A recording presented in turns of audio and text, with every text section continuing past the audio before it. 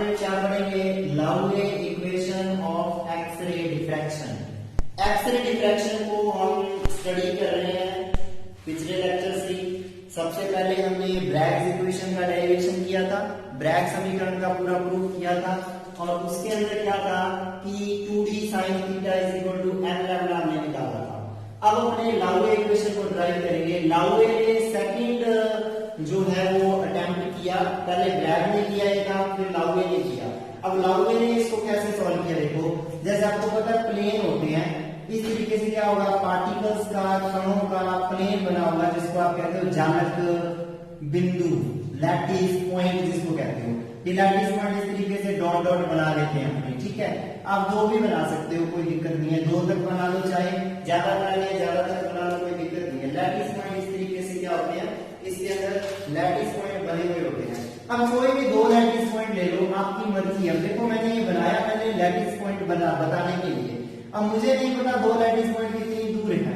मान लीजिए इस लैटिस प्लेन के ऊपर, इस जालक समतल के ऊपर, और दूसरा लैटिस प्लेन हो गया ये। दोनों लैटिस प्लेन के ऊपर मैं ये रेड कलर के दो जो पॉइंट बना रहा हूं, ये दो पॉइंट है।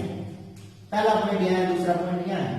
इस पॉइंट की दूसरे पॉइंट की पहले पॉइंट से पोजीशन जो है वो आर वेक्टर से दे दी मैंने, कि पहले पॉइंट की दूसरी पॉइंट से जो पोजीशन है वो कैसे दी है, आर वेक्टर से दी है। P1 और P2 क्या है, इनकी पोजीशंस मैंने बता दी कि P1 P2 इनकी पोजीशन है।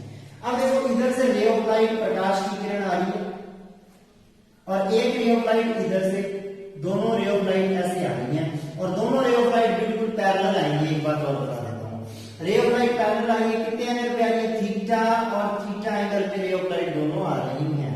अब देखो जब आने वाली थीटा एंगल पे है, दोनों की डायरेक्शन में ध्यान रखिए बेटा, आई कैप, यानी कि इस डायरेक्शन में एक्स एक्सिस हमने मान लिया। डायरेक्शन लेनी है हमें एक्सिस की, कैसे भी ले सकते हो, इस डायरेक्शन में मैंने एक्स अक्ष मान लिया, दोनों आई कैप हो जाएंगे। अब यहां से क्या होगा, रे ऑफ लाइट ये भी ऐसे जाएगी, ये भी ऐसे जाएगी, ये भी यूं चली जाएगी, ये भी यूं चली जाएगी, पैरेलल हो जाएंगी। फिर अब देखिए रे ऑफ लाइट बाद में पैरेलल होना होना बाद की बात है, ये जितने एंगल पे आती है, एंगल ऑफ इंसिडेंस और एंगल ऑफ रिफ्लेक्शन बराबर होते हैं। ये भी एंगल थीटा हो जाएगा, ये भी एंगल थीटा हो जाएगा। यहां से इस पे परपेंडिकुलर ड्रॉ कीजिए, और यहां से इस पे परपेंडिकुलर ड्रॉ जो करोगे, जैसे P1B कह दिया उसको, ठीक है ना, P1B, तो इसके बाद पाथ बराबर रहेगा, और इससे पहले किससे पहले पाथ बराबर होगा ये भी देखना पड़ेगा। इससे उसके ऊपर परपेंडिकुलर ड्रॉ करूंगा ऐसे, ठीक है। इससे जब उसके ऊपर परपेंडिकुलर ड्रॉ करूंगा इस तरीके से 90 डिग्री, तो वो जो परपेंडिकुलर होगा P1A, ठीक समझे, P1A, तो ये P2A और P1B ये एक्स्ट्रा पाथ है दोनों के। इसके पीछे पाथ बराबर है, इससे आगे पाथ बराबर है, इसका मतलब ये दोनों के क्या एक्स्ट्रा पाथ है। तो पाथ डिफरेंस क्या हो जाएगा, पथांतर। पाथ डिफरेंस या पथांतर पहले तो क्लियर हो गया। डेल्टा बराबर कितना होगा, इसका पाथ कितना है P1B, इसका पाथ कितना है P2A, तो आप लिख सकते हो P1B minus P2A, P1B minus P2A ये होता है। अब यहाँ पे क्या है, ये एंगल थीटा। अब ये जो एंगल होता है ना, ये एंगल भी थीटा ही होता है। ये एंगल जब कैलकुलेशन करोगे, इसको निकालोगे 90 प्लस वगैरह करके सारा थीटा आएगा। ये आपको पता है ये एंगल थीटा हो गया, पूरा एंगल 2 थीटा हो गया। तो ये एंगल जो 2 थीटा है, तो ये एंगल भी 2 थीटा हो जाएगा। ये एंगल ऐसे 2 थीटा है ऐसे, तो ये एंगल भी 2 थीटा हो जाएगा, अल्टरनेटिंग एंगल, एकांतर कोण, ये 2 थीटा। ये पूरा कितना हो जाएगा, फिर ये 2 थीटा है, तो ध्यान दो ये पूरा एंगल कितना हो जाएगा, 3 थीटा हो जाएगा, 3 थीटा। अब मुझे निकालना है P2A, तो ट्रायंगल लीजिए P2A P1, ट्रायंगल ले लीजिए P2A P1, इसको निकाल, यहां से निकालिए ट्रायंगल से P2 P1A, यहां से निकालिए cos 3 थीटा। cos 3 थीटा क्या आएगा बेटा, cos 3 थीटा, cos 3 थीटा आएगा P2A, P90 के सामने ये है हाइपोटेनस, करंट P1 P2, तो यहां से P2A की वैल्यू आ गई P1 P2 cos 3 theta. P1 P2 क्या होता है,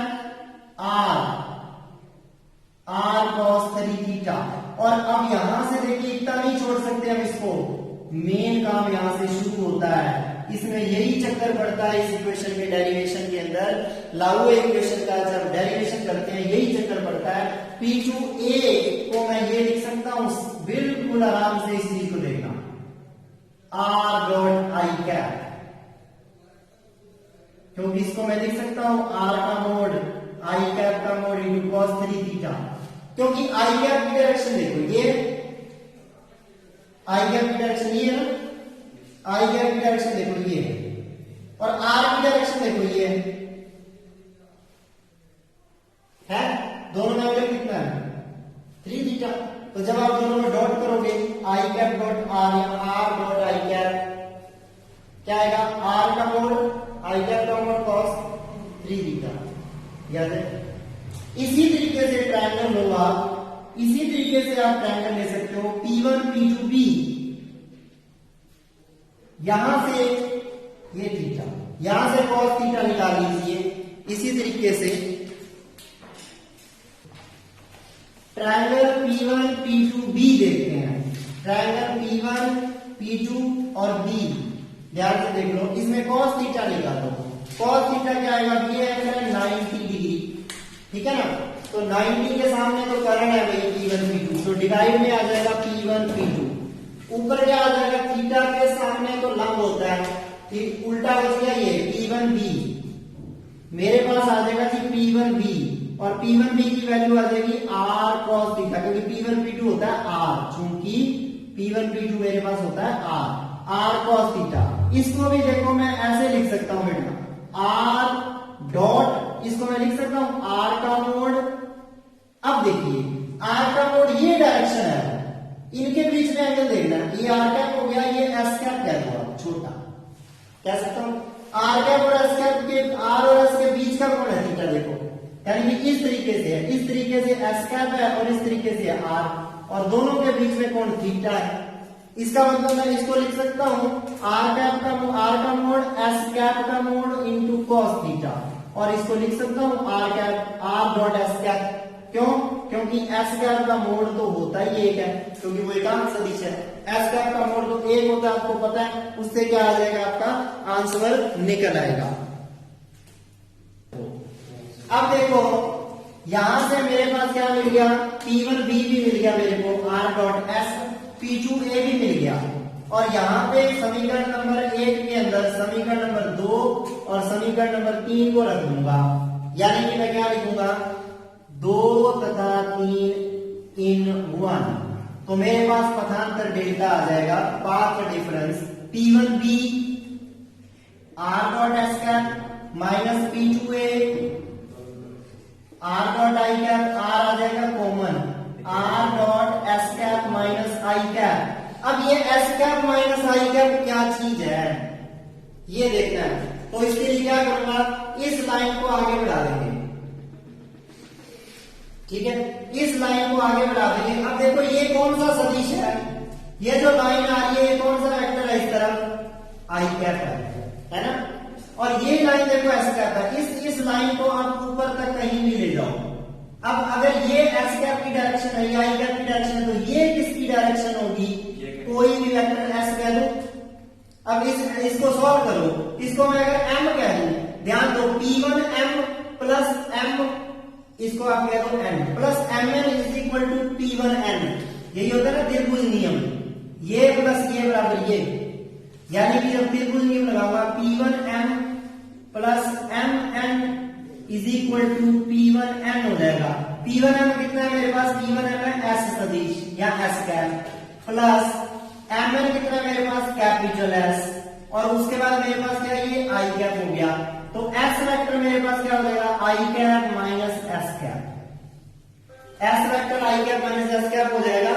और अगर मैं क्या करूं, अगर मैं इस चीज की डायरेक्शन उल्टी कर दूं, ध्यान दो उल्टी कर दूं, अगर मैं डायरेक्शन उल्टी कर दूं, यहां क्या हो जाएगा P1, यहां क्या हो जाएगा, ये प्लस ये हो जाएगा, ठीक है, यानी कि P1N plus MM is equal to क्या हो जाएगा, P1M। P1N कितना है मेरे पास, I cap plus S is equal to S cap, क्योंकि मुझे S cap minus I cap चाहिए, ना कि I cap minus S cap, इसलिए मैंने ऐसा किया, इसकी डायरेक्शन ऊपर की ओर ले ली। समझ गए? तो ये आई कैप प्लस ये कैपिटल एस कैप बराबर ये एस कैप छोटा, यही लिखा। यहां से आ गया आंसर इसका। समीकरण नंबर इसको अपने दे सकते हैं 4 को रखने पर फ्रॉम 4, जब 4 इक्वेशन को रखूंगा डेल्टा आ जाएगा जी R vector dot S vector.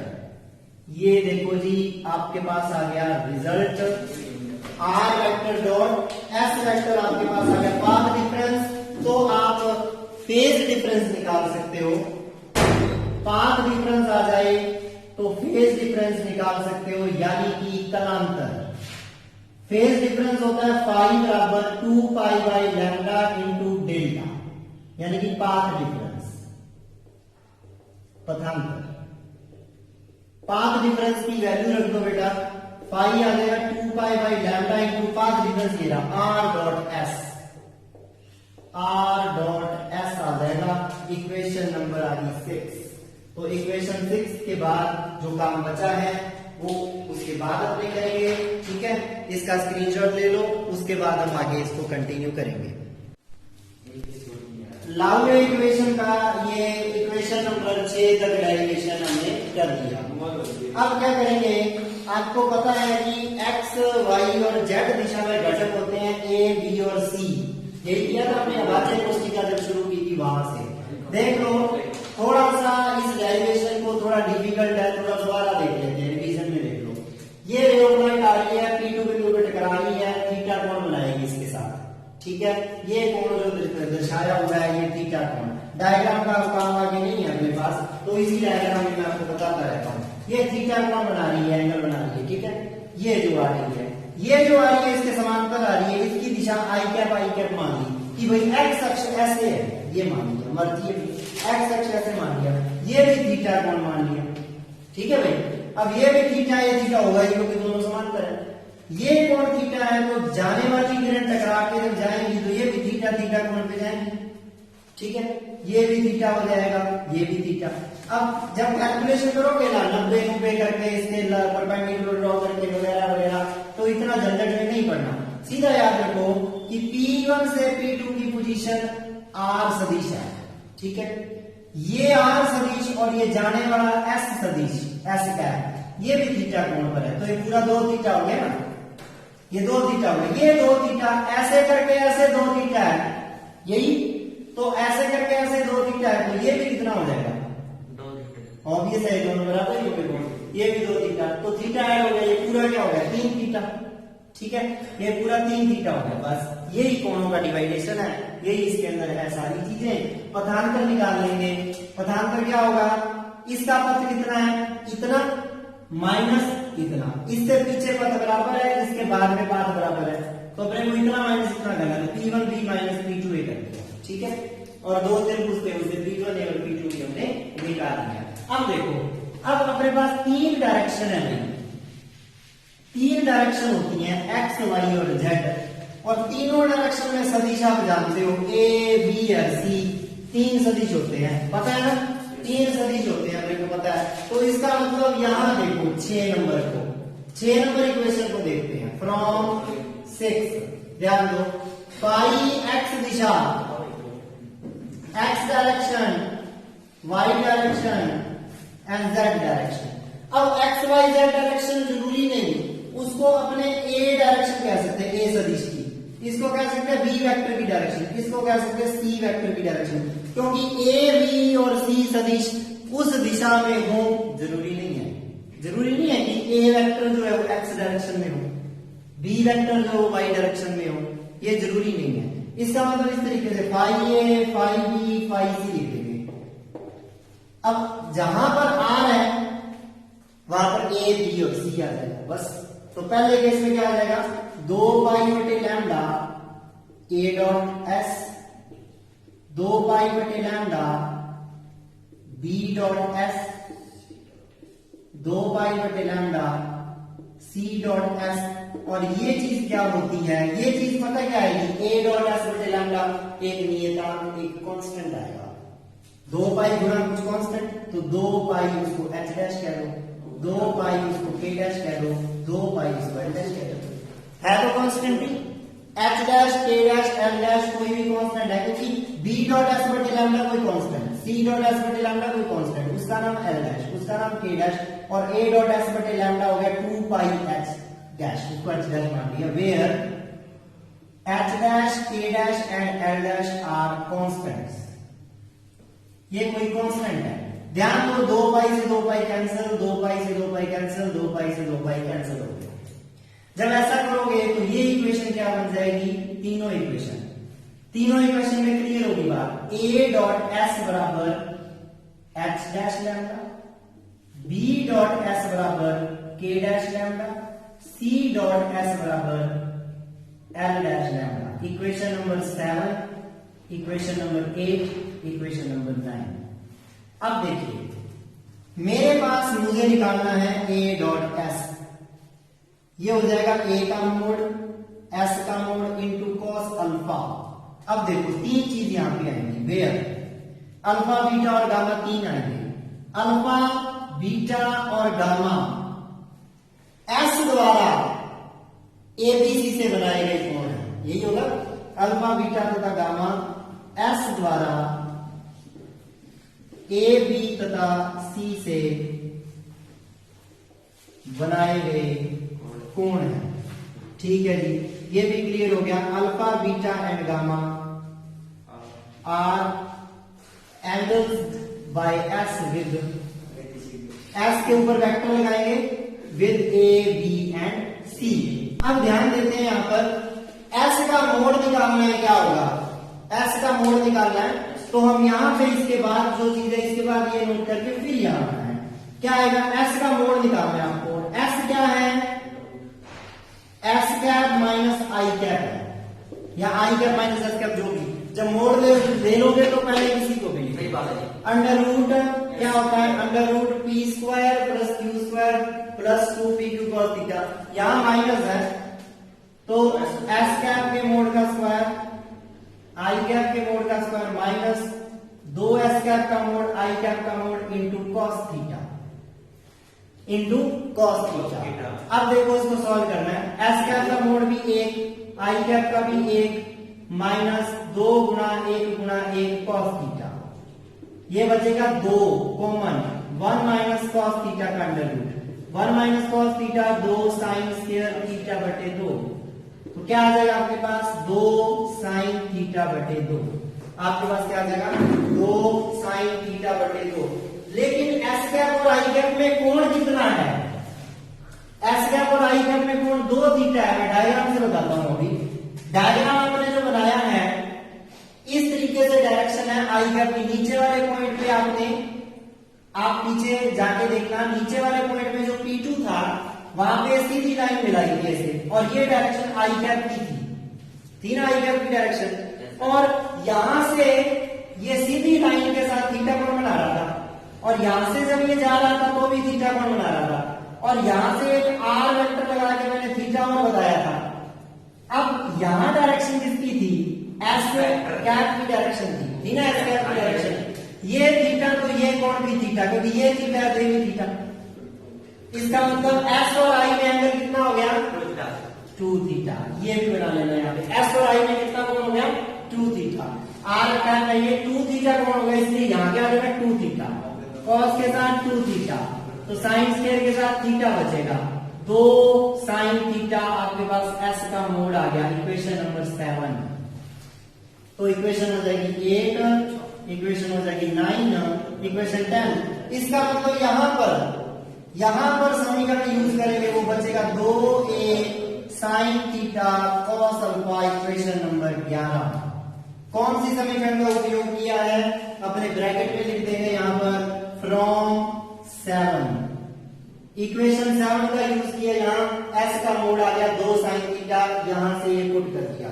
अब देखिए a डॉट एस आ गया, इसी तरीके से b डॉट एस आ जाएगा 2a sine theta cos theta, 2a sin theta cos beta. उसके बाद क्या आएगा, c डॉट s आएगा 2a sin theta cos gamma. Equation number 12 और 13, 11, 12 और 13 को 11, 12 और 13 तीनों को इनपुट कर देते हैं 8, 9 एंड 10, 8, 9 एंड 10 रिस्पेक्टिवली क्रमशः उसमें रख देते हैं। ये जो डायरेक्शन है आई कैप की याद रखना, उसके अंदर पुट कर देते हैं। जो इक्वेशन आएगी वो लाउवे इक्वेशन होगी।